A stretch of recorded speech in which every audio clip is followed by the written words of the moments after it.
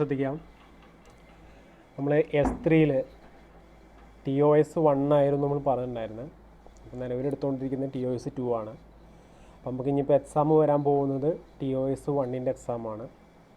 അപ്പോൾ അതിൽ 4 മൊഡ്യൂൾസിൽ first module എന്ന് പറയുന്നത് ഫോഴ്സസ്, അതുപോലെ തന്നെ moment of forces, support reactions, centre of gravity, moment of ഇനേഷ്യ. ഇത്രയാണ് മെയിൻ ടോപ്പിക്കായിട്ട് പറഞ്ഞിട്ടുണ്ടായിരുന്നത്. 2 പാർട്ടാണ് നമ്മൾ പഠിച്ചിട്ടുണ്ട്. 2 പാർട്ടായിട്ടാണ് നമ്മൾ പഠിച്ചിട്ടുണ്ടായിരുന്നത്.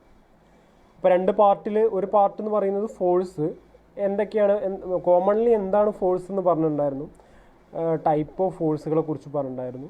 പിന്നെ സിംപ്ലി സപ്പോർട്ടഡ് ബീമിൽ റിയാക്ഷൻസ് കാണാനും പഠിച്ചിട്ടുണ്ടായിരുന്നു. അത്രയാണ് ഒരു ഭാഗം. ഓക്കെ, അത് കഴിഞ്ഞിട്ടുള്ള ഭാഗം എന്ന് പറയുന്നത് സെൻറ്റർ ഓഫ് ഗ്രാവിറ്റി, അതുപോലെ തന്നെ മൊമെൻ്റ് ഓഫ് ഇനീഷ്യ. സെൻറ്റർ ഓഫ് ഗ്രാവിറ്റി കാണാനും അതേ സെൻറ്റർ ഓഫ് ഗ്രാവിറ്റീനെ ബേസ് ചെയ്തിട്ട് അതിൻ്റെ മൊമെൻ്റ് ഓഫ് ഇനീഷ്യ കാണുക, ഇതായിരുന്നു അതിൽ പറഞ്ഞ അടുത്തൊരു ടോപ്പിക് എന്ന് പറയുന്നത്. 2ാമത്തെ മൊഡ്യൂൾ സിമ്പിൾ സ്ട്രെസ്സസ്, സ്ട്രെയിൻ, അതുപോലെ തന്നെ mechanical properties of A ductile material, അല്ലെങ്കിൽ ഒരു മൈൽഡ് സ്റ്റീൽ മെറ്റീരിയലിൻ്റെ മെക്കാനിക്കൽ പ്രോപ്പർട്ടീസ് എന്തൊക്കെയാണെന്നുള്ളത്. പിന്നെ ടെമ്പറേച്ചർ സ്ട്രെസ്സസ്, നോർമലായിട്ട് സ്ട്രെസ്സും സ്ട്രെയിൻ എങ്ങനെയൊക്കെയാണ് കാണുന്നത്. പിന്നെ അതുപോലെ ഹുക്സ് ലോ, അതുപോലെ തന്നെ നമ്മളെ മോഡുലസ് ഓഫ് ഇലാസ്റ്റിസിറ്റി, അങ്ങനെയുള്ള കുറച്ച് ടേംസ് ഏതൊക്കെയാണ്, അത് വെച്ചിട്ടുള്ള ഇക്വേഷൻസ്, പ്രോബ്ലംസ്. ടെമ്പറേച്ചറുമായി ബന്ധപ്പെട്ടിട്ട് ഇക്വേഷനെല്ലാം സ്ട്രെയിന്, സ്ട്രെസ്സ് ഇതെല്ലാം കാണുന്നതിൻ്റെ ഇക്വേഷന് ചെറിയ വ്യത്യാസം ഉണ്ടായിരുന്നു. അതുപ്രകാരം ടെമ്പറേച്ചർ സ്ട്രെസ് എങ്ങനെയാണ് കാണുന്നത്. പിന്നെ സ്ട്രെയിൻ എനർജി എന്ന് പറയുന്ന ചെറിയൊരു ടോപ്പിക്ക്. ഇത്രയാണ് 2ാമത്തെ മൊഡ്യൂളിൽ. 3ാമത്തെ മൊഡ്യൂളിൽ ബീം ബെൻഡിങ്, അതായത് ഷിയർ ഫോഴ്സും ബെൻഡിങ്ങും, അതാണ് അതിൽ ഇമ്പോർട്ടൻ്റ് ആയിട്ട് നമ്മൾ പറയുന്നത്. ഓക്കെ, ടോർഷനും സർക്കുലർ ഷാഫ്റ്റ് എന്നൊക്കെ പറയുന്നത് ചെറിയ 2 ടോപ്പിക്കുകളാണ്. നമ്മളതിൽ 3rd മൊഡ്യൂളിൽ മെയിൻ എന്ന് പറയുന്നത് നമ്മുടെ ബീംസ് ആൻഡ് ബെൻഡിങ് ആണ്, അതായത് ബെൻഡിങ് മൊമെൻറ്റും ഷിയർ ഫോഴ്സും കാണുന്നത്. 4th മൊഡ്യൂളിൽ thin cylinders, simple bending, column and സ്ട്രെട്ട്.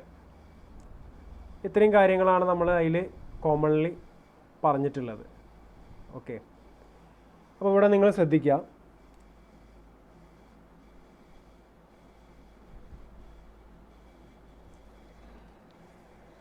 First മൊഡ്യൂളിൽ നമ്മൾ പഠിക്കുന്നത്, അപ്പോൾ ആ മൊഡ്യൂള് നിങ്ങൾക്ക് ഫസ്റ്റത്തേതിൽ എന്തൊക്കെയാണ് വരിക എന്നുള്ള ഇമ്പോർട്ടൻ്റ് കാര്യങ്ങളാണ് പറയുന്നത്. നിങ്ങൾ ഒരുപാട് കാര്യങ്ങൾ മറന്നിട്ടുണ്ടാവും, നമ്മുടെ നോട്ട്ബുക്കിലൊക്കെ എഴുതി വെച്ചിട്ടുണ്ട്. ഫസ്റ്റ് മൊഡ്യൂളിൽ ഇമ്പോർട്ടൻസ് ആയിട്ടുള്ള എന്തൊക്കെയാണ്, നമ്മൾ ആ ഇമ്പോർട്ടൻസ് ആയിട്ട് റിവിഷൻ 1-2 റിവിഷനൊക്കെ നമ്മൾ കഴിഞ്ഞതാണ്.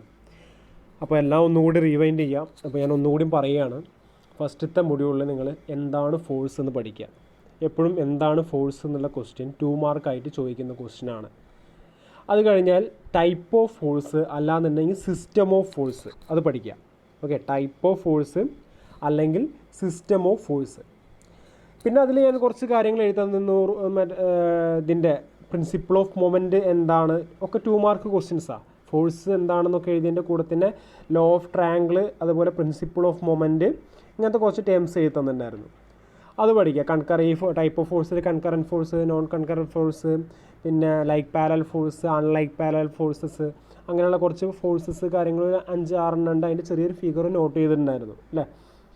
അപ്പോൾ ആ കാര്യങ്ങളാണ് അതിൽ ടൈപ്പ് ഓഫ് ഫോഴ്സ് പഠിക്കണം. എപ്പോഴും ചോദിക്കുന്ന ക്വസ്റ്റ്യൻ ഒന്നെങ്കിൽ 6 മാർക്കിനോ അല്ലാന്നുണ്ടെങ്കിൽ 15 മാർക്കിൻ്റെ സ്പ്ലിറ്റിലോ എവിടെയെങ്കിലും ചോദിക്കും. പിന്നെ അടുത്തത് ആ മൊഡ്യൂളിൽ പഠിക്കേണ്ടത്, നമ്മൾ ഡിഫറെൻറ്റ് ടൈപ്പ് ലോഡ് പഠിക്കുന്നുണ്ട്, ഡിഫറെൻറ്റ് ടൈപ്പ് സപ്പോർട്ടും പഠിക്കുന്നുണ്ട്. ഇത് 2 മാർക്കിന് ഇടയ്ക്ക് ചോദിക്കാറുണ്ട്. അതായത് ഏതെങ്കിലും കുറച്ച് ലോഡ്സിൻ്റെ പേര് എഴുതുക, അല്ലാന്നുണ്ടെങ്കിൽ സപ്പോർട്ട്സ് വരച്ചിട്ട് പേര് നോട്ട് ചെയ്യുക 2 മാർക്കിന്. അപ്പോൾ simply supported beam, continuous beam, fixed beam, cantilever, അല്ലെങ്കിൽ പ്രോപ്ഡ് ക്യാൻലിവർ, അങ്ങനെ കുറച്ച് ഇത് സപ്പോർട്ട്സുകൾ നമ്മൾ വരച്ചതാണ്. അപ്പോൾ ആ കാര്യങ്ങൾ. പിന്നെ പോയിൻ്റ് ലോഡ്, UD ലോഡ്. എന്താ UD load? Uniformly distributed load. UV load, uniformly varying load. ഇത്രയും ടൈപ്പ് ലോഡുകൾ കാര്യങ്ങൾ. പിന്നെ ഈ പോയിൻ്റ് ലോഡും UDLഉം UVLഉം, UVL നമ്മൾ പ്രോബ്ലം പഠിക്കുന്നില്ല. നിങ്ങൾ പോയിൻ്റ് ലോഡും UDLഉം, യൂണിഫോംലി ഡിസ്ട്രിബ്യൂട്ടഡ് ലോഡും, ഇത് രണ്ടുകൂടിയും വെച്ചിട്ടുള്ള പ്രോബ്ലംസാണ് പിന്നെ പഠിക്കുന്നത്. അത് നമ്മൾ സിംപ്ലി സപ്പോർട്ടഡ് ബീമിൽ പോയിന്റ് ലോഡ് വരുന്ന സമയത്തുള്ള പ്രോബ്ലം, അത് ഒരു പോയിന്റ് ലോഡ് മിഡിലിൽ ഒരു പോയിന്റ് ലോഡ് വരുന്ന സമയത്തുള്ള പ്രോബ്ലം ചെയ്തിട്ടുണ്ടായിരുന്നു. അത് കഴിഞ്ഞിട്ട് 2 പോയിന്റ് ലോഡ് വരുന്ന സമയത്ത് എത്രയാണ്, എങ്ങനെയാണ് വാല്യൂ, അത് നമ്മൾ പറഞ്ഞിട്ടുണ്ടായിരുന്നു. പിന്നെ UDLലും അതുപോലെ തന്നെ പോയിന്റ് ലോഡും വരുന്ന സമയത്ത് എന്താണ് വാല്യൂ എന്നും പറഞ്ഞിട്ടുണ്ടായിരുന്നു. അപ്പോൾ ഇത്രയും കാര്യങ്ങളാണ് ഫസ്റ്റത്തെ മൊഡ്യൂളിൽ ഇമ്പോർട്ടൻ്റ് ആയിട്ട് ഒരു പോർഷൻ എന്ന് പറയുന്നത്. അതിനോട് കൂടിയിട്ട് അതിൻ്റെ അടുത്ത പോർഷൻ എന്ന് പറയുന്നത് മൊമെൻ്റ് ഓഫ് ഇനേഷ്യ, അതുപോലെ സെൻട്രോയിഡ്, സെൻറ്റർ ഓഫ് ഗ്രാവിറ്റി. അപ്പോൾ അതിന് നമ്മൾ കോമൺ ആയിട്ട് കുറച്ച് ഫിഗേഴ്സും ആ ഫിഗേഴ്സിൻ്റെയൊക്കെ സെൻട്രോയിഡ്, കോമൺ ഫിഗേഴ്സിൻ്റെ സെൻട്രോയിഡ് നമ്മൾ മാർക്ക് ചെയ്തിട്ടുണ്ടായിരുന്നു. ഒരു ലിസ്റ്റ് ഔട്ട് ചെയ്തിട്ട് നമ്മൾ ഫിഗറായിട്ട് തന്നെ കോളം വരച്ചിട്ട് മാർക്ക് ചെയ്തതാണ്. അതുപോലെ തന്നെ അത് സോളിഡായിട്ട് മാറുമ്പോൾ അല്ലേ, ഒരു സ്ക്വയർ എന്ന് പറഞ്ഞാൽ അതൊരു ചതുരമായിട്ടാണ് എടുക്കുന്നത് അല്ലേ, അതിന് പകരം സിലിണ്ടർ എന്ന് പറയുകയാണെന്നുണ്ടെങ്കിൽ അല്ലെങ്കിൽ ക്യൂബ് എന്ന് പറയുകയാണെന്നുണ്ടെങ്കിൽ അത് വ്യത്യാസമുണ്ട്, അത് 3 ഡയമെൻഷനിലേക്ക് മാറി. അപ്പോൾ അതിൻ്റെ സെൻട്രോയിഡ് എവിടെയാണ് വരിക എന്നുള്ളതും നമ്മൾ ഒരു കോളം വരച്ച് എഴുതിയതാണ്. അപ്പോൾ നമുക്ക് എക്സാമിന് ചോദിക്കുന്നത് കറക്റ്റ് ഷേപ്പ് ഉള്ളതല്ല ചോദിക്കുന്നത്, ഈ നോൺ ഷേപ്പ്ഡ് അല്ലാത്ത വേറെ ഏതെങ്കിലും T സെക്ഷനോ I സെക്ഷനോ അല്ലെന്നുണ്ടെങ്കിൽ അങ്ങനെ ഏതെങ്കിലും പർട്ടിക്കുലർ ഫിഗർ തന്നിട്ട് അതിൻ്റെ സെൻട്രോയിഡ് ആണ് കാണാൻ പറയുന്നത്. അപ്പോൾ നമ്മളത് പഠിച്ചിട്ടുള്ളത് ഈ കോമൺ ഫിഗറിനെ ബേസ് ചെയ്തിട്ട് അതിൻ്റെ മൊമെൻ്റ് ഓഫ് ഇനേഷ്യ കാണാൻ പറയുകയാണെങ്കിലും സെൻട്രോയിഡ് കാണാൻ പറയുകയാണെന്നുണ്ടെങ്കിലൊക്കെ അതിനെ ബേസ് ചെയ്തിട്ടാണ് നമ്മൾ പഠിച്ചിട്ടുണ്ടായിരുന്നത്. അതാണ് സെക്കൻഡ് പാർട്ട് എന്ന് പറയുന്നത്. ഇപ്പോൾ ഫസ്റ്റ് മൊഡ്യൂളിൽ 2 പാർട്ടായിട്ടാണ് ഇതല്ലേ. ഈ മൊഡ്യൂൾ 1 എഴുതിയാൽ നിങ്ങളുടെ എന്താണ് സിലബസാണിത്. സിലബസിൽ മൊഡ്യൂൾ 1 എന്ന് പറയുന്ന ഫസ്റ്റത്തെ കാറ്റഗറി ഫുൾ ഫോഴ്സുമായി ബന്ധപ്പെട്ടിട്ടാണ്. ആ ഫോഴ്സിൽ ലാസ്റ്റ് ഒരു ടോപ്പിക് എന്ന് പറയുന്നത് സിംപ്ലി സപ്പോർട്ടഡ് ബീമിൽ സപ്പോർട്ട് റിയാക്ഷൻസ് കാണുക എന്നുള്ളതാണ്. അത് കഴിഞ്ഞ് വരുന്ന രണ്ടാമത്തെ ടോപ്പിക്കിൻ്റെ ഭാഗമാണ് നമ്മൾ ഇത് പറഞ്ഞത്. ഇനി മൊഡ്യൂൾ 2ൽ സ്ട്രെസ്സസ്, സ്ട്രെയിന്, മെക്കാനിക്കൽ പ്രോപ്പർട്ടീസ്, അത് ഒരുപാടെണ്ണം ഉണ്ടായിരുന്നു നമ്മൾ എഴുതിയത്. Elasticity, stiffness, plasticity, toughness, hardness, brittleness, ductility, malleability, അങ്ങനെ കുറേ എണ്ണം പറഞ്ഞിട്ടുണ്ടായിരുന്നു.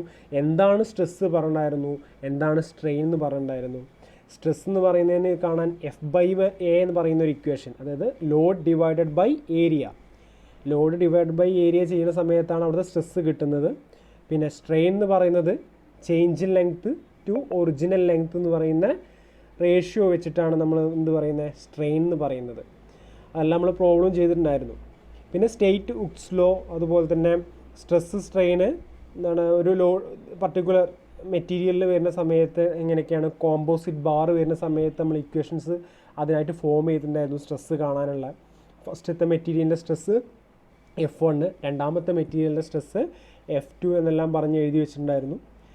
അതുപോലെ തന്നെ നമ്മൾ അതിൽ എന്താണ് ഇലാസ്റ്റിക് കോൺസ്റ്റൻസിനെ കുറിച്ച് 3 elastic constants, Young's modulus, bulk modulus, അത് റിജിഡിറ്റി മോഡുലസ്, ഈ മോഡുലസ് കാര്യങ്ങളൊക്കെ അതിൽ പറഞ്ഞിട്ടുണ്ടായിരുന്നു. അത് വെച്ച് പ്രോബ്ലം ചെയ്തിട്ടുണ്ടായിരുന്നു. അതിൻ്റെ കൂടെ ഇതേ സ്ട്രെസ്, സ്ട്രെയിൻ, അതേപോലെ ഇലോങ്ങേഷൻ, ഈ പറഞ്ഞ ഡെൽറ്റ എൽ, ഈ കാര്യങ്ങളൊക്കെ ടെമ്പറേച്ചർ വരുന്ന സമയത്ത് അവിടെ ഒരു ആദ്യത്തെ കേസിൽ നമ്മൾ ടെമ്പറേച്ചർ പറയുന്നില്ല, രണ്ടാമത്തെ പറഞ്ഞ കേസിൽ ടെമ്പറേച്ചർ വരികയാണെന്നുണ്ടെങ്കിൽ എന്താണ് ഇക്വേഷനിൽ വരുന്ന വ്യത്യാസം. ഒരു ആൽഫ എന്ന് പറയുന്ന ടേം അഡീഷണലായി വന്നിരുന്നു. അതുപോലെ ഇക്വേഷനിലും ചെറുതായിട്ട് വ്യത്യാസങ്ങൾ വന്നിട്ടുണ്ടായിരുന്നു. ആ ഇക്വേഷൻ നമ്മൾ എഴുതിയിട്ടുണ്ട്, അത് വെച്ചിട്ട് പ്രോബ്ലം ചെയ്തിട്ടുണ്ടായിരുന്നു. അപ്പോൾ അതുപോലെ തന്നെ സ്ട്രെയിൻ എനർജി പറയുന്ന ചെറിയൊരു ടോപ്പിക്ക്, ഒരു മെറ്റീരിയൽ വർക്ക് ഡൺ ഉണ്ടാവുന്ന സമയത്ത് സ്റ്റോർ ചെയ്യുന്ന അവിടുത്തെ എനർജിയാണ് അവിടുത്തെ സ്ട്രെയിൻ എനർജി എന്ന് പറയുന്നത്. അതുമായി ബന്ധപ്പെട്ട പ്രോബ്ലംസ് ചെറിയ വളരെ ചെറിയ ഇക്വേഷൻസ് ചെയ്യാനുള്ളൂ. ഇക്വേഷനിൽ നേരെ സബ്സ്റ്റിറ്റ്യൂട്ട് ചെയ്യുക, പ്രോബ്ലം ചെയ്യുക, അത്രയേ ഉള്ളൂ. പ്രൂഫ് റെസിലിയൻസ് അത്രയും കാര്യങ്ങളാണ് അതിൽ പറഞ്ഞത്. തേർഡ് മൊഡ്യൂളിൽ ബെൻഡിങ് മൊമെൻറ്റും ഷിയർ ഫോഴ്സാണ് ഏറ്റവും ഇമ്പോർട്ടൻ്റ് ആയിട്ടുള്ള ടോപ്പിക്ക്. എപ്പോഴും ചോദിക്കുന്ന 15 മാർക്കിനായിക്കോട്ടെ ഒരു പാർട്ട് എന്താണെന്ന് വെച്ചാലും ഷിയർ ഫോഴ്സ്, ബെൻഡിങ് മൊമെൻറ്റ് ഉണ്ടായിരിക്കും. 6 മാർക്കിൻ്റെ ക്വസ്റ്റ്യൻ എടുത്ത് നോക്കുകയാണെന്നുണ്ടെങ്കിൽ അതിൽ ഷിയർ ഫോഴ്സ്, ബെൻഡിങ് മൊമെൻറ്റ് ചോദിക്കും. 6 മാർക്കിന് ചോദിക്കുന്ന ക്വസ്റ്റ്യൻ കുറച്ചുകൂടി സിമ്പിളായിരിക്കും, സിമ്പിൾ ഫിഗർ ആയിരിക്കും. ഏറിപ്പോയ 1-2 പോയിൻറ്റിലോടോ അല്ലാന്നുണ്ടെങ്കിൽ ഒരു സിമ്പിൾ UDLോ അങ്ങനെ എന്തെങ്കിലും തന്നിട്ടുള്ള പ്രോബ്ലംസ് ആയിരിക്കും 6 മാർക്കിനുണ്ടായിരിക്കുക. അതിന് പകരം നമ്മൾ 15 മാർക്കിൻ്റെ കേസ് എടുത്ത് നോക്കുകയാണെന്നുണ്ടെങ്കിൽ അതിൽ കുറച്ച് ഒരു ഹെവി ആയിട്ടുള്ളൊരു ബീമായിരിക്കും. അതായത് അതിൽ പോയിന്റ് ലോഡ് ഉണ്ടായിരിക്കും, 1-2 പോയിന്റ് ലോഡ് ഉണ്ടായിരിക്കും, അതുപോലെ തന്നെ 1-2 UDL ഉണ്ടായിരിക്കും. അപ്പോൾ അങ്ങനത്തെ ടൈപ്പ് പ്രോബ്ലംസ് റിപ്പീറ്റ് ചെയ്ത് നോക്കിയാൽ മാത്രമേ എന്ത് ചെയ്യാൻ പറ്റുള്ളൂ, ഷിയർ ഫോഴ്സും ബെൻഡിങ് മൊമെൻറ്റും കറക്റ്റായിട്ട് നമുക്ക് വരയ്ക്കാൻ പറ്റുള്ളൂ. പിന്നെ അതിലുള്ള ചെറിയ 2 ടോപ്പിക്ക് പറയുന്നത് ഒന്ന് ടോർഷനും ഒന്ന് സിലിണ്ടറാണ്. ടോർഷൻ്റെ കേസിൽ നമ്മൾ ചെറിയൊരു ഡെറിവേഷൻ പറഞ്ഞിട്ടുണ്ടായിരുന്നു. ആ ഡെറിവേഷൻ പ്രകാരം ഇക്വേഷൻ ഉണ്ട്. ഇക്വേഷൻ വെച്ചിട്ട് നമ്മൾ പ്രോബ്ലംസ് ഡയറക്റ്റ് ചെയ്തിട്ടുണ്ടായിരുന്നു. പിന്നെയുള്ള തിൻ സിലിണ്ടറിൻ്റെ ബേസിൽ നമ്മൾ ലാസ്റ്റത്തേതിൽ നമ്മൾ ലോജിറ്റ്യൂഡൽ സ്ട്രെസ്സും സർക്കംഫറൻഷ്യൽ സ്ട്രെസ്സിൻ്റെയും ഇക്വേഷൻസ് ഫോം ചെയ്തിട്ടുണ്ടായിരുന്നു. ആ ഇക്വേഷൻസ് വെച്ചിട്ട് നമ്മൾ പ്രോബ്ലം ചെയ്തിട്ടുണ്ട്. ഇത്രയാണ് നമ്മൾ തേർഡ് മൊഡ്യൂളിൽ. ഫോർത്ത് മൊഡ്യൂളിൽ നമ്മൾ സിമ്പിൾ ബെൻഡിങ് തിയറി പ്രകാരം ആ ഇക്വേഷൻ വെച്ചിട്ട് എന്താണ് M/I = E/R = F/Y പറയുന്ന ഇക്വേഷൻ വെച്ചിട്ടാണ് നമ്മൾ സിമ്പിൾ ബെൻഡിങ് തിയറി, അതിലും ഡെറിവേഷൻ ഉണ്ട്. 2 ഡെറിവേഷനാണ് പഠിക്കുന്നത്. ഫസ്റ്റ് വൺ എന്ന് പറയുന്നത് ടോർഷനിലും രണ്ടാമത്തേന്ന് പറയുന്നത് സിമ്പിൾ ബെൻഡിങ് തിയറി ആയിട്ട് ഫോർത്ത് മൊഡ്യൂളിലാണ് പഠിക്കുന്നത്. അപ്പോൾ അതിൽ പിന്നെ ഡയറക്റ്റ് പ്രോബ്ലംസ് ചെയ്യുകയാണ് ചെയ്യുന്നത്. സിമ്പിൾ ബെൻഡിങ് തിയറിൻ്റെ ഇക്വേഷൻ കിട്ടിക്കഴിഞ്ഞാൽ M = Fz അങ്ങനെ 1-2 ടേം. കാരണം ഞാൻ ഈ പറയുന്നതിൻ്റെ കൂട്ടത്തിൽ നിങ്ങൾ ഓരോ മൊഡ്യൂളിൽ, ഇപ്പോൾ ഞാൻ ഫസ്റ്റത്തെ മൊഡ്യൂൾ മുതൽ ഫോർത്ത് മൊഡ്യൂൾ വരെ ഇങ്ങനെ പറഞ്ഞു പോകുന്നുണ്ട്. ഈ പറഞ്ഞു പോകുന്നതിനിടെ ജസ്റ്റ് നിങ്ങൾ ഈ കാര്യങ്ങളൊക്കെ തന്നെയല്ലേ എന്നുള്ള കാര്യങ്ങളും കൂടി ഒന്ന് ചെക്ക് ചെയ്യുക നോട്ട്ബുക്കിൽ. അതാത് ഭാഗമെത്തുമ്പോൾ ഓരോ ഭാഗത്ത് വെച്ചിട്ടും കൂടി കമ്പയർ ചെയ്തിട്ട് നോക്കുക ഇമ്പോർട്ടൻ്റ് ആയിട്ടുള്ള കാര്യങ്ങൾ പറയുമ്പോൾ. അപ്പോൾ ഇത്രയും കാര്യങ്ങളാണ് ഫോർത്ത് മൊഡ്യൂൾ വരെ ഉള്ളത് നമുക്ക് പഠിക്കാനുള്ളത്.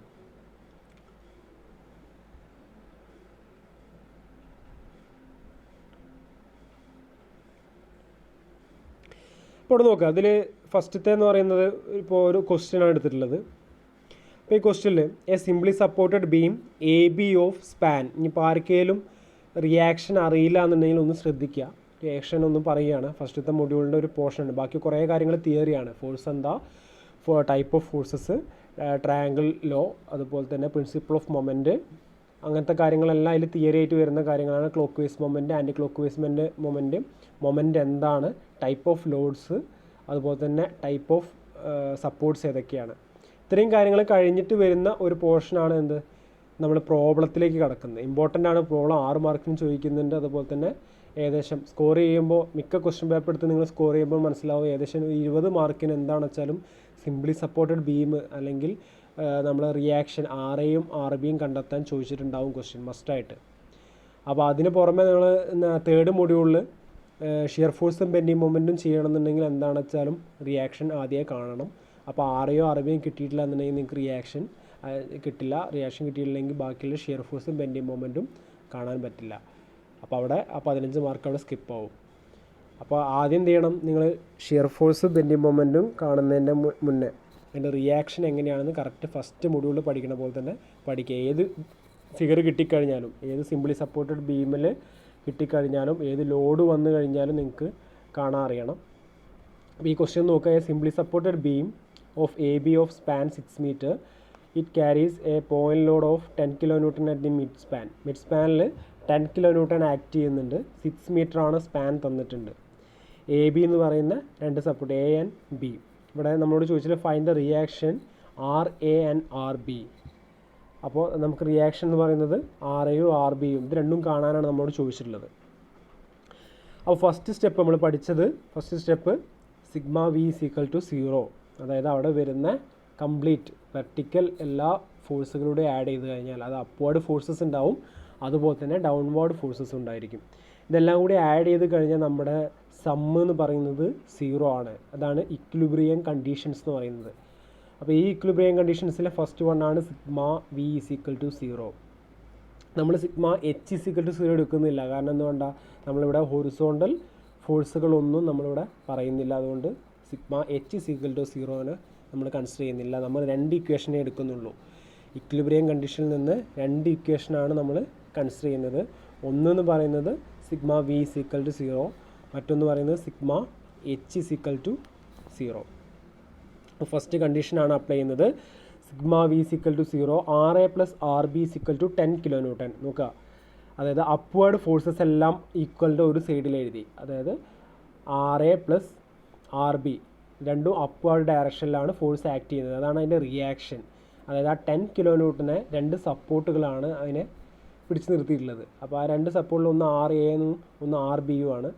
അപ്പോൾ RA + RB = ഈക്വലിൻ്റെ ഒരു സൈഡിൽ എന്ത് ചെയ്യുക, ഡൗൺവേർഡ് ഫോഴ്സ് എഴുതി.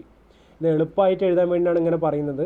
ശരിക്കും ഇത് RA + ടോട്ടൽ ഫോഴ്സിന് സം ചെയ്തിട്ട് = 0 എന്നാണ് ശരിക്കുള്ള കണ്ടീഷൻ. അതായത് RA + RB + അതായത് ഡൗൺവേർഡ് ഡയറക്ഷൻ ആണ് വെച്ചാൽ നമ്മൾ നെഗറ്റീവ് സൈനാണ് കൊടുക്കണമെന്നുണ്ടെങ്കിൽ RA+RB -10 = 0 എന്ന് വരും. ഈ -10നെ ഈക്വലിൻ്റെ സൈഡിലേക്ക് കൊണ്ടുപോകുന്ന സമയത്ത് അത് +10 ആയി മാറും. അപ്പോൾ RA+RB = 10 kN എന്ന് വന്നു. അത് ഇക്വേഷൻ നമ്പർ 1 ആയിട്ട് എഴുതി. അടുത്ത് നമുക്ക് 2 അൺനോൺ ഫോഴ്സ് ഉണ്ടാവുന്ന സമയത്ത് ഒരു സിംഗിൾ ഇക്വേഷൻ വെച്ചിട്ട് നമുക്ക് എന്ത് ചെയ്യാൻ പറ്റില്ല, അത് സോൾവ് ചെയ്യാൻ പറ്റില്ല. അതുകൊണ്ട് എന്ത് ചെയ്യുക, അതിന് മൊമെൻ്റ് എടുക്കണം. അപ്പോൾ m = 0 A എന്ന് പറയുന്ന ഈ പോയിന്റിൽ നിന്ന് മൊമെൻ്റ് എടുക്കുകയാണ് ചെയ്യുന്നത്, അടുത്ത കണ്ടീഷൻ എന്ന് പറയുന്നത്.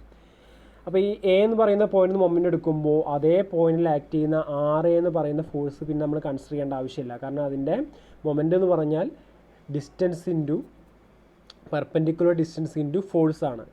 ഓക്കെ, അപ്പോൾ പെർപെൻഡിക്കുലർ ഡിസ്റ്റൻസ് എന്ന് പറയുന്നത് എന്തിലില്ല, RA എന്ന് പറയുന്ന പോയിന്റിന് ഉണ്ടാവില്ല. അവിടെ ഫോഴ്സ് ഉണ്ട്, RA എന്ന് പറയുന്ന ഫോഴ്സ് ഉണ്ട്, പക്ഷേ പെർപെൻഡിക്കുലർ ഡിസ്റ്റൻസ് എന്ന് പറയുന്നത് 0 ആണ്. കാരണം അത് ആക്ട് ചെയ്യുന്നത് A എന്ന് പറയുന്ന പോയിന്റിലാണ്. നമ്മൾ മൊമെൻ്റ് എടുക്കുന്നതും സെയിം പോയിന്റിൽ നിന്നാണ് മൊമെൻ്റ് എടുക്കുന്നത്. അപ്പോൾ അവിടെ നിന്ന് മൊമെൻ്റ് എടുത്താൽ ആൻറ്റി ക്ലോക്ക് വൈസ് മൊമെൻറ്റും ഉണ്ട്, ക്ലോക്ക് വൈസ് മൊമെൻറ്റും ഉണ്ട്. ഇവിടെ നോക്കുക, ആൻറ്റി ക്ലോക്ക് വൈസ് മൊമെൻറ്റ് പറഞ്ഞാൽ RB ആണ് ഇവിടുത്തെ ആൻറ്റി ക്ലോക്ക് വൈസ് ആയിട്ടുള്ള റൊട്ടേഷൻ വരിക വിത്ത് റെസ്പെക്ട് ടു A. അപ്പോൾ ഇവിടെ മൊമെൻ്റ് എടുക്കുന്ന സമയത്ത് RB × 6 അത് പോസിറ്റീവായിട്ട് കൺസിഡർ ചെയ്തു. ഇനി ക്ലോക്ക് വൈസ് ആയിട്ടുള്ള മൊമെൻ്റ് എന്ന് പറഞ്ഞാൽ 10 kN ആണ്. 10 kN ആക്ട് ചെയ്യുന്നത് സെൻട്രലാണ്. അപ്പോൾ അതിലേക്കുള്ള ഡിസ്റ്റൻസ് എന്ന് പറയുന്നത് എത്രയാണ്, ഇവിടെ നോക്കുക 10 kN ആണ് അതിലേക്കുള്ള ഡിസ്റ്റൻസ് എന്ന് പറയുന്നത്. ആ ഡിസ്റ്റൻസ് 10 kN ഡിസ്റ്റൻസ് 3 മീറ്റർ എന്നുള്ളത് ആണ്. ടോട്ടൽ ഡിസ്റ്റൻസ് എന്ന് പറയുന്നത് 6 മീറ്റർ ആണ്. അപ്പോൾ 6 മീറ്ററിൻ്റെ പകുതി അതിലാണ് 10 kN ആക്ട് ചെയ്യുന്നത്. അപ്പോൾ നോക്കാം, RB × 6 -10 × 6/2 അതായത് 3 മീറ്റർ = 0. അതിൽ മൈനസ് ആ ടേമിനെ നേരെ എന്ത് ചെയ്യുക, 0ൻ്റെ സൈഡിലേക്ക് കൊണ്ടുപോകുക. അപ്പോൾ RB × 6 = 10 × 6/2. അപ്പോൾ RB = 5 kN എന്ന് വന്നു. അതേ വാല്യൂ RB എന്ന് പറയുന്ന വാല്യൂ നമ്മൾ ഇക്വേഷൻ നമ്പർ 1 ആയിട്ട് വെച്ചിട്ടുള്ള ഈ ഇക്വേഷൻ ഒന്ന് സബ്സ്റ്റിറ്റ്യൂട്ട് ചെയ്ത് നോക്കുക. അപ്പോൾ RA+RB = 10 ആണ്. അങ്ങനെയാണെന്നുണ്ടെങ്കിൽ RB നമുക്ക് ഓൾറെഡി സോൾവ് ചെയ്ത് കിട്ടി. അങ്ങനെയാണെന്ന് വെച്ചാൽ RA = എന്ത് വരും, നമുക്ക് 10 - 5 ആണ് വരിക. 10 - 5 = 5 kN എന്ന് വന്നു. അപ്പോൾ ഇങ്ങനെയാണ് നമ്മൾ ഈ പ്രോബ്ലം സോൾവ് ചെയ്തിട്ടുള്ളത്. ഇനി 2 ആണെന്നുണ്ടെങ്കിൽ ഇപ്പോൾ 2 പോയിന്റ് ലോഡാണ് ഇത്. ഈ ക്വസ്റ്റ്യൻ നമ്മൾ ചെയ്ത ക്വസ്റ്റ്യനാണ്. ഇതുപോലെ തന്നെ പോയിന്റ് ലോഡിൻ്റെ ഒരുപാട് ക്വസ്റ്റ്യൻ ചെയ്തിട്ടുണ്ട്. 3 പ്രോബ്ലം വരുന്നതും അതുപോലെ 2 ലോഡ് വരുന്ന കേസും 3, 4, 5 ലോഡ്സൊക്കെ വരുന്ന സമയത്തൊക്കെ നമ്മൾ പ്രോബ്ലം ചെയ്തതാണ്. അപ്പോൾ ഏത് വരികയാണെന്നുണ്ടെങ്കിലും സെയിം മെത്തേഡേ ചെയ്യേണ്ട ആവശ്യമുള്ളൂ. അപ്പോൾ ഇവിടെ 6 kN ഉണ്ട്, 3 kN ഉണ്ട് ഈ ക്വസ്റ്റ്യനിൽ. ആ ടോട്ടൽ സ്പാൻ എന്ന് പറയുന്നത് 6 മീറ്റർ ആയിരുന്നു. ഫസ്റ്റത്തേലേക്കുള്ള Aയിൽ നിന്നുള്ള ഡിസ്റ്റൻസ് 3 മീറ്ററും അത് കഴിഞ്ഞുള്ള 3 kN ഡിസ്റ്റൻസ് എന്ന് പറയുന്നത് പെർപെൻഡിക്കുലർ ഡിസ്റ്റൻസ് 4 മീറ്ററും ആണ്. അപ്പോൾ അവിടെ വരുന്ന V = 0, RA+RB = എന്താണ് വരുന്നത്, 9 kN ആണ് വന്നിട്ടുള്ളത്. 9 kN. പിന്നെ അതുപോലെ തന്നെ ഇത് രണ്ടെല്ലാം കൂടി ആഡ് ചെയ്താലാണ് നമുക്ക് എന്ത് ചെയ്യുന്നത്, 9 kN 6 + 3. ഇനി മൊമെൻ്റ് എടുക്കുക, m = 0 A എന്ന് പറയുന്ന പോയിന്റിൽ നിന്ന് മൊമെൻ്റ് എടുക്കുക. RB × 6 = 6 × 3. 6ലേക്കുള്ള പെർപെൻഡിക്കുലർ ഡിസ്റ്റൻസ് 3 മീറ്റർ ആണ്. അതുപോലെ തന്നെ 3 kN പെർപെൻഡിക്കുലർ ഡിസ്റ്റൻസ് 4 മീറ്റർ ആണ്. അപ്പോൾ 6 × 3 + 3 × 4. അപ്പോൾ ആൻസർ എന്തായി, ടോട്ടൽ RB = 5 kN എന്ന് വന്നു. RB 5 എന്ന് കിട്ടിക്കഴിഞ്ഞാൽ നമുക്കറിയാം ടോട്ടൽ RA+RB ചെയ്ത് കഴിഞ്ഞാൽ നമ്മുടെ ആൻസർ എന്ന് പറഞ്ഞത് 9 kN ആണ്. അങ്ങനെയാണെങ്കിൽ RA+RB എന്നുള്ളിടത്ത് RBക്ക് പകരം 5 സബ്സ്റ്റിറ്റ്യൂട്ട് ചെയ്തു. അപ്പോൾ RA = എന്ത് കിട്ടി, 9 - 5 = 4 kN എന്ന് കിട്ടി. ഇനി ഈ കേസ് 2 എന്ന് പറയുന്നത് ഇതേ തന്നെ സിംപ്ലി സപ്പോർട്ടുള്ള UDL വരുന്ന കേസായിരുന്നു. UDL വരുന്ന സമയത്ത് നമ്മൾ ടോട്ടൽ ലോഡ് എന്ന് പറഞ്ഞാൽ അവിടുത്തെ UDLൻ്റെ ഇൻറ്റൻസിറ്റി W ആണെന്നുണ്ടെങ്കിൽ ടോട്ടൽ സ്പാൻ എന്ന് പറയുന്നത് L ആണെന്നുണ്ടെങ്കിൽ അവിടുത്തെ ടോട്ടൽ ലോഡ് എന്ന് പറഞ്ഞു കഴിഞ്ഞാൽ ആ UDLൻ്റെ വാല്യൂ ഇൻറ്റു ലെങ്ത്ത്, അതായത് W × L ചെയ്യുന്നതാണ് അവിടുത്തെ ടോട്ടൽ ലോഡ് എന്ന് പറയുന്നത്. അതാണ് ഡിഫറൻസ് എന്ന് പറയുന്നത്. പോയിന്റ് ലോഡിൽ നിന്ന് UDL ഡിഫറെൻ്റ് ആണെന്ന് പറഞ്ഞത്. നമ്മൾക്ക് UDL തരുന്നത് പെർ മീറ്ററിലാണ്. അപ്പോൾ 2 kN/m എന്ന് പറഞ്ഞ മീനിങ് എന്ന് പറഞ്ഞാൽ ഇപ്പോൾ 10 മീറ്ററുള്ള സ്പാൻ ആണെങ്കിലും അതിൽ 1 മീറ്ററിൽ ആക്ട് ചെയ്യുന്നതാണ് ആ 2 kN. അങ്ങനെയാണ് നമുക്ക് തരുന്നത്. നമുക്കപ്പോൾ ടോട്ടൽ ലോഡ് ആക്കണമെന്നുണ്ടെങ്കിൽ എത്ര മീറ്റർ സ്പാൻ ഉണ്ടോ അതുകൊണ്ട് മൾട്ടിപ്ലൈ ചെയ്യുമ്പോഴാണ് നമുക്ക് അവിടുത്തെ ടോട്ടൽ ലോഡ് ആവുന്നത്. അതുപോലെ തന്നെയാണ് നമ്മൾ എല്ലാ പ്രോബ്ലം ചെയ്തിട്ടുള്ളത്. ഓക്കെ.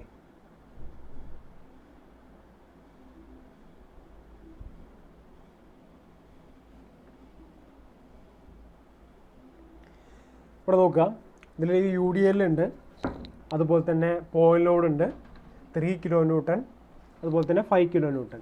യു ഡി എൽ തന്നിട്ടുള്ളത് 2 കിലോ ന്യൂട്ടൺ പെർ മീറ്റർ ആയിട്ടാണ് തന്നിട്ടുള്ളത്.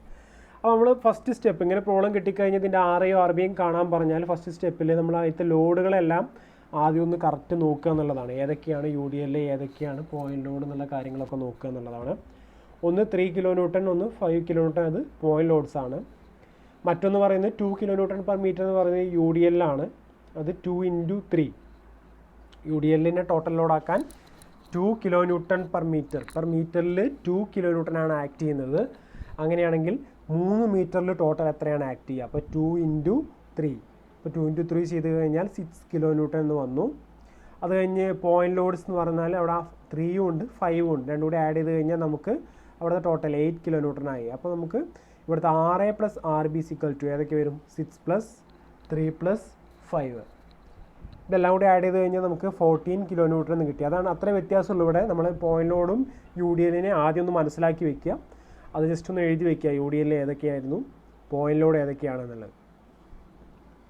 എന്നിട്ട് സിഗ്മ വി കണ്ടീഷൻ എഴുതുന്ന സമയത്ത് RA + RB = എല്ലാം കൂടി ആഡ് ചെയ്തിട്ട് കറക്റ്റായിട്ട് ആഡ് ചെയ്ത് വെക്കുക. അത് ഇക്വേഷൻ നമ്പർ 1. അടുത്ത കണ്ടീഷൻ എന്ന് പറയുന്നത് സിഗ്മ M = 0 ആണ്. RB × 12. RB × 12 അതാണ് ആൻറ്റി ക്ലോക്ക് വൈസിലുള്ളത്. ഈക്വൽ ടു, ഇനി ഓരോ ടേം ചെയ്യണം. ഓരോ ടേം ചെയ്യുമ്പോൾ എങ്ങനെയാണ് ചെയ്യേണ്ടത് കറക്റ്റ് നോക്കുക. ഫസ്റ്റത്തെ 2 × 3. 2 × 3 എന്ന് പറഞ്ഞു കഴിഞ്ഞാൽ 6 കിലോ ന്യൂട്ടൺ ആണ്. ഓക്കെ, അത് ടോട്ടൽ ലോഡായി. അത്രയും യു ഡി എല്ലിൻ്റെ ടോട്ടൽ ലോഡായി. ആ ടോട്ടൽ ലോഡ് ആക്ട് ചെയ്യുന്ന പോയിന്റ് നമ്മൾ മൊമെൻ്റാണ് എടുക്കേണ്ടത്. അത്രയും total load 6 kilo newton act ചെയ്യുക ആ 3 മീറ്ററിൻ്റെ പകുതിയിലാണ്. ഓക്കെ, അതാണ് മൊമെൻ്റ് എടുത്തപ്പോൾ എഴുതിയിട്ടുള്ളത് 6 × 3/2 എന്നുള്ളത് എഴുതിയിട്ടുള്ളത്. Okay, plus 3 × 4 × 5 × 8. ഇനി സാധാരണ നമ്മൾ ചെയ്യുന്ന പോലെ തന്നെ ഇതിൻ്റെ വാല്യൂ, RBൻ്റെ വാല്യൂ കാണാം. RA + RB എന്ന് പറയുന്ന ഇക്വേഷനിൽ സബ്സ്റ്റിറ്റ്യൂട്ട് ചെയ്യുക. RA എത്രയാണ് കിട്ടിയെന്നുള്ളത് എഴുതുക. ഇതുപോലെ തന്നെ നമ്മൾ ഈ പ്രോബ്ലംസ് എല്ലാം ചെയ്ത് അപ്പോൾ ചെയ്ത പ്രോബ്ലംസ് ഒക്കെ ഒന്നും കൂടി എല്ലാം ഒന്ന് ചെയ്ത് നോക്കുക.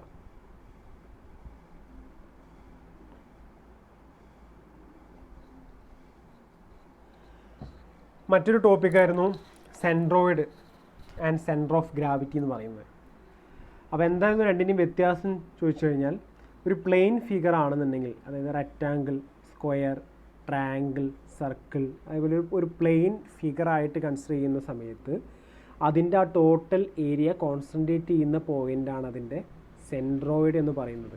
ഓക്കെ, ഇനി തിരിച്ച് പറയുകയാണെന്നുണ്ടെങ്കിൽ, അതായത് സെൻറ്റർ ഓഫ് ഗ്രാവിറ്റി പറയുകയാണെന്നുണ്ടെങ്കിൽ, ഒരു ബോഡി, അതായത് എന്താണ് നമ്മൾ ഡയമെൻഷനലായിട്ട്, അതായത് 3 ഡയമെൻഷനലായിട്ടുള്ള ഒരു സോളിഡ് ഫിഗർ, അതാവുമ്പോൾ നമുക്ക് വെയിറ്റ് ഉണ്ടായിരിക്കും അല്ലേ. ആ വെയിറ്റ് ആ ബോഡിയിൽ എവിടെയാണോ കോൺസെൻട്രേറ്റ് ചെയ്യുന്ന പോയിൻ്റ്, അതാണ് സെൻറ്റർ ഓഫ് ഗ്രാവിറ്റി എന്ന് പറയുന്നത്.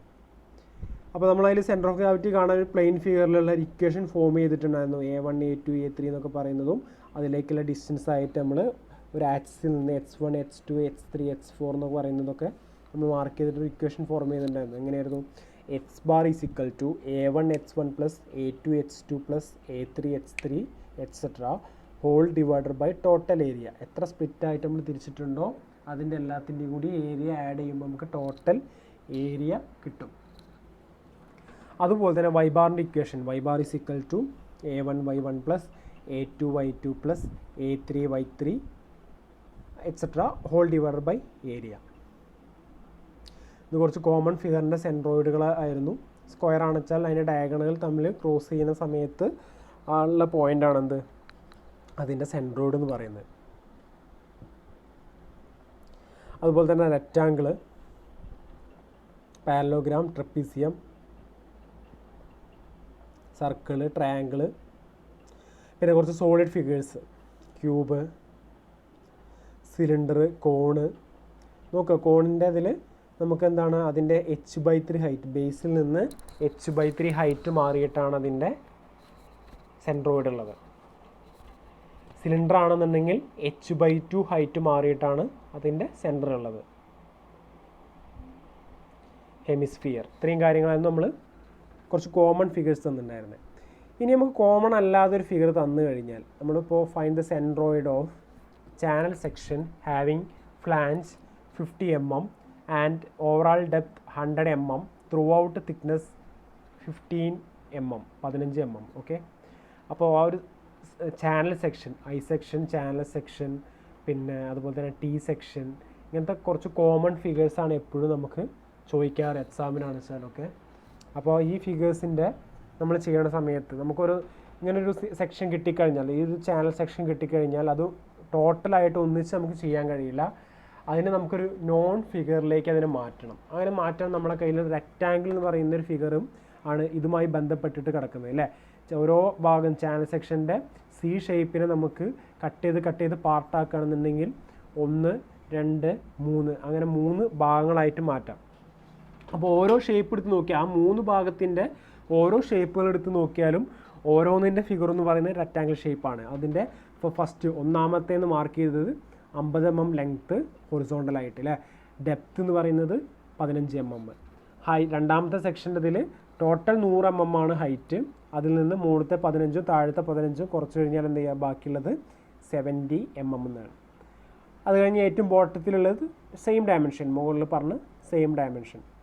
അപ്പോൾ ഇങ്ങനെ ഫിഗർ വന്നാൽ നമ്മൾ ഫസ്റ്റ് വരയ്ക്കേണ്ട ഒരു ആക്സിസ് വരയ്ക്കുക. നമ്മുടെ വെർട്ടിക്കൽ വൈ ആക്സിസും അതുപോലെ തന്നെ ഹൊറിസോണ്ടൽ ആക്സിസും വരച്ചിട്ട് നമ്മുടെ ഫിഗറിനെ അതിനോട് ചേർത്ത് വയ്ക്കുക എന്നുള്ളതാണ് ഫസ്റ്റ് ചെയ്യേണ്ട സ്റ്റെപ്പ്.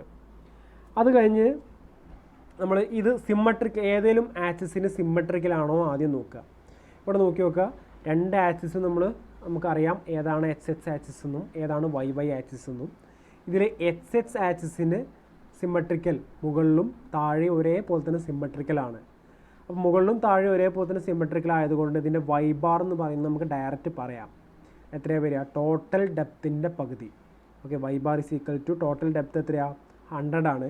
അപ്പോൾ 100ൻ്റെ പകുതി, അതാണ് ഇവിടെ എഴുതിയിട്ടുള്ളത്. Y bar is equal to 100/2 is equal to 50 mm, 50 mm എന്ന് എഴുതിയിട്ടുള്ളത്. ഇനി അത് കഴിഞ്ഞ് അടുത്തെന്ന് പറയുന്നത് ഇതിൻ്റെ വൈ ബാർ കിട്ടി. ഇനി എക്സ് ബാർ കാണണം. എക്സ് ബാറിന് വൈ ആക്സിസ് ഇട്ട് നോക്കിയിട്ട് 2 സൈഡിലും ഈക്വൽ ആണോ സിമ്മട്രിക്കൽ ആണോ നോക്കി നോക്കുക. അല്ല, ഈ ഒരു ഫിഗർ നമുക്ക് സിമ്മട്രിക്കൽ അല്ല. ഏത് ആക്സിസിന്, വൈ ആക്സിസിന് സിമ്മട്രിക്കൽ അല്ല. അതുകൊണ്ട് ഇതിൻ്റെ എക്സ് ബാർ നമ്മൾ ഇക്വേഷൻ പ്രകാരം തന്നെ കാണണം. അതിന് വേണ്ടിയിട്ട് നമ്മൾ ഫിഗറിൽ ഇതിൻ്റെ H1, H2, H3 മാർക്ക് ചെയ്യുക. H1 എന്ന് പറഞ്ഞു കഴിഞ്ഞാൽ ഒന്നാമത്തേന്ന് പറഞ്ഞ് മാർക്ക് ചെയ്ത ഫിഗറിൻ്റെ സെൻട്രോയിഡിലേക്ക്, അതായത് ആ റെക്റ്റാങ്കിൾ ഷേപ്പിൻ്റെ കറക്റ്റ് സെൻട്രോയിഡിലേക്ക് നമ്മുടെ വൈ ആക്സിസിൽ നിന്നുള്ള ഹൊറിസോണ്ടൽ ഡിസ്റ്റൻസ് ആണ് H1. അതുപോലെ തന്നെ രണ്ടാമത്തെ സെക്ഷൻ്റെ സെൻട്രോയിഡിലേക്ക് ഹൊറിസോണ്ടലായിട്ട് വൈ ആക്സിസിൽ നിന്നുള്ള ഹൊറിസോണ്ടൽ ഡിസ്റ്റൻസ് ആണ് H2. അതുപോലെ തന്നെ മൂന്നാമത്തെ ഫിഗറിൻ്റെ ആ പ്ലെയിനിൻ്റെ സെൻട്രോയിഡിലേക്ക് വൈ ആക്സിസിൽ നിന്നുള്ള ഹൊറിസോണ്ടൽ ഡിസ്റ്റൻസ് ആണ് H3. H1ഉം H3യും സെയിം ആണ്, കാരണം സെയിം ഡയമെൻഷനാണ് തന്നിട്ടുള്ളത്, അതുകൊണ്ട് സെയിം ആയിരിക്കും. പിന്നെ വേണ്ടത് നമുക്ക് ഏരിയയാണ്. നമ്മുടെ ഇക്വേഷൻ എന്താണ്, ഇതാണ് നമ്മുടെ equation. X bar is equal to A1 H1 plus A2 H2 plus A3 H3 whole divided by total area. അപ്പോൾ നമുക്ക് വേണ്ടത് H1 H2 H3 കണ്ടു. ഇനി വേണ്ടത് A1 A2 A3 കാണണം. ഫസ്റ്റത്തെ സെക്ഷൻ്റെ ഏരിയയാണ് A1 50 × 15. രണ്ടാമത്തെ സെക്ഷൻ്റെ ഏരിയയാണ് A2 70 × 15. A3 എന്ന് പറയുന്നത് ലാസ്റ്റ് താഴത്തെ സെക്ഷൻ്റെ ഏരിയയാണ് 50 × 15. അപ്പോൾ H1 കിട്ടി, H2 കിട്ടി, H3 കിട്ടി. അങ്ങനെ എക്സ് ബാറിൻ്റെ വാല്യൂ നമ്മൾ എന്ത് ചെയ്യുക, എല്ലാം ഈ ഇക്വേഷനിൽ പറഞ്ഞ പോലെ തന്നെ എല്ലാം സബ്സ്റ്റിറ്റ്യൂട്ട് ചെയ്താൽ നമുക്ക് എന്ത് കിട്ടി, എക്സ് ബാർ എത്രയാണെന്നുള്ളത് കിട്ടി. അപ്പോൾ എക്സ് ബാർ 17.79 കിട്ടി. അപ്പോൾ ഇതേപോലെ തന്നെയാണ് നമ്മൾ ഏത് ഫിഗർ വന്നു കഴിഞ്ഞാലും നമ്മൾ എന്ത് ചെയ്യണത്, നമ്മൾ ഈ ഷേപ്പ് പ്രകാരം നമ്മളതിൻ്റെ H1 H2 H3 മാർക്ക് ചെയ്യുക. ഇപ്പോൾ ഇത് നമ്മൾ സിമ്മട്രി, ഏതൊരു ഫിഗർ കിട്ടിക്കഴിഞ്ഞാലും ആദ്യം നോക്കേണ്ടത് സിമ്മട്രിയാണ്. ഏതെങ്കിലും ആക്സിസിന് സിമ്മട്രിക്കലാണെങ്കിൽ അതിൻ്റെ വൈ ബാർ അല്ലെങ്കിൽ എക്സ് ബാർ കറക്റ്റായിട്ട് എഴുതാൻ പറ്റും. ഇപ്പോൾ ഇതിൽ നമുക്ക് സിമ്മട്രി വന്നുള്ളത് എക്സ് ആക്സിസ് ഇട്ടപ്പോൾ മുകളിലും താഴെയും ഒരുപോലെ തന്നെയാണ്, സിമ്മട്രിക്കലാണ്. ഇനി ചില ക്വസ്റ്റ്യനിൽ എന്താണ് വൈ ആക്സിസ് ഇടുമ്പോഴായിരിക്കും സിമ്മട്രിക്കൽ ഉണ്ടാവുക. അപ്പോൾ നമുക്ക് എക്സ് ബാർ ഡയറക്റ്റായിട്ട് എഴുതി വയ്ക്കാം. ടോട്ടൽ എത്രയാണോ എടുത്ത് അതിൻ്റെ പകുതിയാണ് അവിടുത്തെ എക്സ് ബാർ. അപ്പോൾ ആ സമയത്ത് നമുക്ക് വൈ ബാർ ആവും കാണേണ്ടി വരും. അപ്പോൾ equation A1 Y1 plus A2 Y2 plus A3 Y3 whole divided by total area. Okay, അടുത്ത ഇത് വെച്ചിട്ട് തന്നെയാണ് നമ്മൾ മൊമെൻ്റ് ഓഫ് ഇനീഷ്യ എന്ന് പറയുന്ന ടേമും കൂടി പറഞ്ഞിട്ടുണ്ടായിരുന്നത്. ഞാൻ കറക്റ്റ് അതിനൊരു വീഡിയോ തന്നെ ചെയ്തിട്ടുണ്ടായിരുന്നു. കറക്റ്റ് ക്ലാസ് എടുത്ത് പറഞ്ഞു തന്ന വീഡിയോ തന്നെ ഉണ്ടായിരുന്നു. ആ വീഡിയോ പ്രകാരം തന്നെ അതിൽ കറക്റ്റ് മൊമെൻ്റ് ഓഫ് ഇനീഷ്യ ഓരോന്ന് എങ്ങനെ ചെയ്യണമെന്നും കൂടി അതിൽ പറഞ്ഞിട്ടുണ്ടായിരുന്നു, ബോർഡിൽ ക്ലാസ് എടുക്കുന്ന വീഡിയോ. അപ്പോൾ അതും കൂടി കണ്ട് മനസ്സിലാക്കുക കറക്റ്റ് ഇതിൽ. നമുക്ക് അടുത്ത ക്ലാസ്സിൽ എന്ത് ചെയ്യുക, ക്വസ്റ്റ്യൻസും കാര്യങ്ങളും കൂടി ഒന്നുകൂടി പറയാം, അതിൽ പ്രോബ്ലംസൊക്കെ എങ്ങനെയൊക്കെയാണ് വരുന്നതെന്നുള്ളത്. അപ്പോൾ നിങ്ങളുടെ ക്വസ്റ്റ്യൻ പേപ്പർ അതിൻ്റെ സൈറ്റിൽ ക്വസ്റ്റ്യൻ പേപ്പർ സോൾവഡ് ക്വസ്റ്റ്യൻ പേപ്പറും കിടക്കുന്നുണ്ട്. അതുപോലെ തന്നെ സോൾവഡ് അല്ലാതെ നമ്മൾ പ്രിവ്യൂസ് ക്വസ്റ്റ്യൻ പേപ്പേഴ്സ് വെച്ചിട്ടുമുണ്ട്. അപ്പോൾ ഈ ക്വസ്റ്റ്യൻ പേപ്പേഴ്സ് എടുത്തിട്ട് ആൻസർ ചെയ്ത് നോക്കുക. ആൻസർ ചെയ്തിട്ട് ഡൗട്ടുകളുള്ളതെല്ലാം ക്ലിയർ ചെയ്യുക. ഈ പറഞ്ഞ എല്ലാ ടോപ്പിക്കും ഈ ക്ലാസ്സിൽ പറഞ്ഞ എല്ലാ ടോപ്പിക്കും നിങ്ങൾ കവർ ആയിട്ടുണ്ടാവണം, നോക്കിയിട്ടുണ്ടായിരിക്കണം. ഈ വീഡിയോ കേൾക്കുന്നതിൻ്റെ കൂടെ തന്നെ എല്ലാ കാര്യങ്ങളും ഒന്ന് മാർക്ക് ചെയ്ത് വെക്കുക. ആ മാർക്ക് ചെയ്ത് വെച്ച കാര്യങ്ങളൊക്കെ ഒന്ന് എന്ത് ചെയ്യുക, റീവൈൻഡ് ചെയ്ത് നോക്കുക.